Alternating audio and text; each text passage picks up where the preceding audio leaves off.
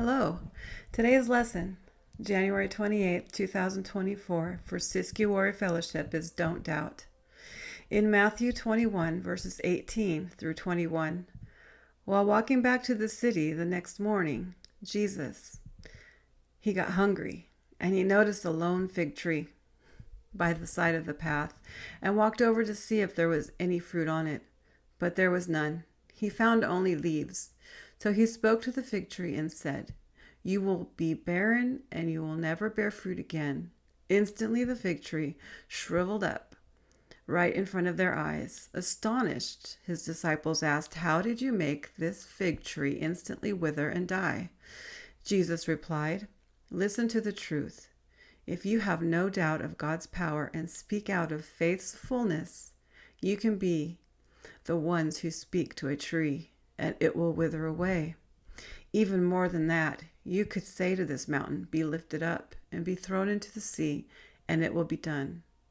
Everything you pray for with the fullness of faith, you will receive." And that was from the Passion Translation. There are many examples in the Bible of people who believe and received. The Bible tells us we have all been given a measure of faith, each and every one of us. Hebrews 11 is a good chapter to read to see those who overcame circumstances with their faith. Maybe you've heard it said that even a child can understand the Word of God and the principles of the Lord that He has given us. The Lord has made it so simple for us that He gave us a measure of faith. He gave everyone a measure of faith, so everybody has the faith they need to believe. So we need to not look at the mountains, the circumstances, or happenstances in our lives. We need to look to Jesus, the author and the finisher of our faith.